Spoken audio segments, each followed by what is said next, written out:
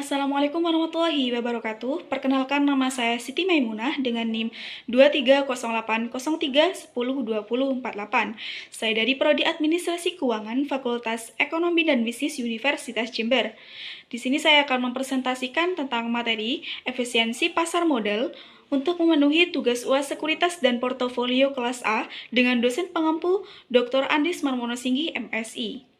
Outline yang pertama ada konsep pasar modal efisien, kedua syarat pasar modal efisien, bentuk efisiensi pasar, pengujian efisiensi pasar, pola retur dan prediktabilitas, faktor-faktor penyimpangan, dan kesimpulan. Materi yang pertama ada konsep pasar modal efisien. Dalam konteks keuangan, pasar efisien berarti harga sekuritas mencerminkan semua informasi yang tersedia yang dimana berisi yang pertama ada informasi masa lalu. Ini adalah data historis yang berkaitan dengan harga saham, volume perdagangan, laporan keuangan, data ekonomi, dan peristiwa lain yang telah terjadi sebelumnya. Yang kedua ada informasi saat ini, merupakan informasi yang sedang berlaku dan baru tersedia untuk publik. Ketiga, opini dan ekspektasi rasional merujuk pada perkiraan atau perdagangan ke depan dari pelaku pasar yang didasarkan pada informasi yang ada secara logis dan realistis. Di sini juga ada proses penyesuaian harga, di mana di pasar efisien, harga sekuritas akan segera menyesuaikan ketika ada informasi yang baru masuk ke pasar. Proses ini terjadi karena investasi merespon informasi tersebut dengan cepat melalui aktivitas jual-beli. Selanjutnya ada syarat pasar modal efisien. Yang pertama ada ketersediaan informasi yang luas dan akurat. Yang pertama ada informasi harus mudah diakses oleh semua pelaku pasar, informasi harus akurat, pendapat diandalkan untuk pengambilan keputusan investasi. Ketiga juga ada penyampaian informasi harus cepat dan efisien untuk reaksi cepat terhadap perubahan. Poin kedua ada harga aset mencerminkan informasi yang tersedia. Yang pertama ada harga aset mencerminkan semua informasi, baik publik maupun yang diketahui berapa pelaku pasar. Kedua ada harga aset harus cepat bereaksi terhadap informasi baru. Ketiga ada harga aset mencerminkan harapan masa depan terkait kinerja aset. Poin ketiga ada tidak ada keuntungan abnormal, di mana dalam pasar efisien investor tidak bisa mendapatkan keuntungan di atas risiko menggunakan informasi publik. Yang kedua, semua pelaku pasar memiliki akses yang sama terhadap informasi untuk mencegah keuntungan tidak adil. Ketiga, harga aset segera menyesuaikan dengan informasi terbaru. Selanjutnya ada bentuk efisiensi pasar, yang dimana pasar dikatakan efisien jika harga saham sepenuhnya mencerminkan semua informasi yang tersedia.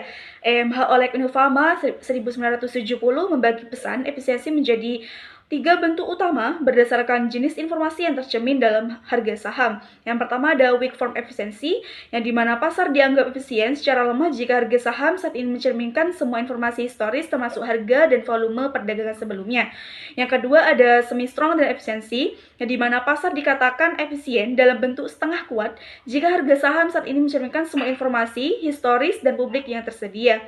Yang ketiga ada strong efisiensi, pasar dianggap efisien jika semua informasi baik yang dipublikasikan maupun yang tidak tercermin dalam harga saham saat ini. Selanjutnya pengujian efisiensi pasar. Tujuan pengujian efisiensi pasar yang pertama ada menilai validitas HPS melalui pengujian harga saham.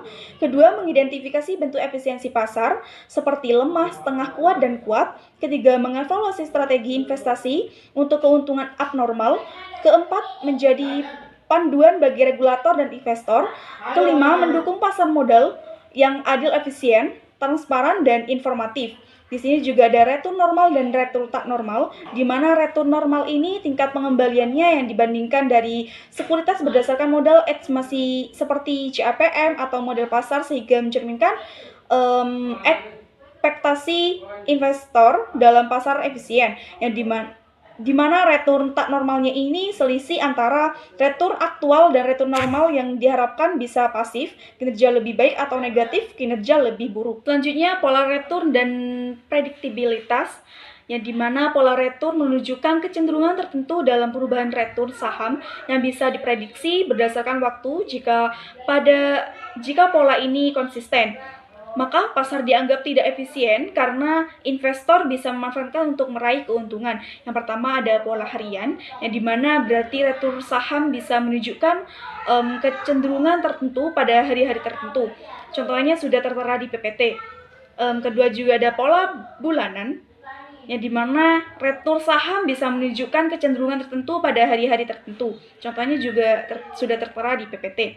Selanjutnya ada faktor-faktor penyimpangan dari efisiensi pasar modal, yang dimana faktor-faktor ini menunjukkan anomali atau pola retur yang tidak sesuai dengan asumsi pasar efisien, di mana harga sekuritas seharusnya mencerminkan seluruh informasi yang ada dan tidak memungkinkan prediksi retur yang konsisten.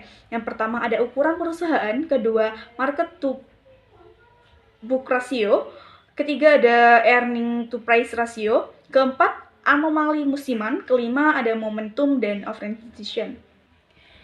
Selanjutnya kesimpulan dari materi efisiensi pasar modal. Efisiensi pasar modal tercapai ketika harga saham mencerminkan semua informasi termasuk data historis publik dan privat. Terdapat 3 bentuk efisiensi menurut Fama: bentuk lemah, bentuk setengah kuat, bentuk kuat. Pengujian efisiensi dilakukan melalui analisis return dan metode statistik. Pola return dan faktor seperti ukuran perusahaan serta rasio market to book memengaruhi efisiensi. Meskipun penting dalam teori keuangan, pasar tidak selalu sepenuhnya efisien karena anomali dan keterbatasan informasi.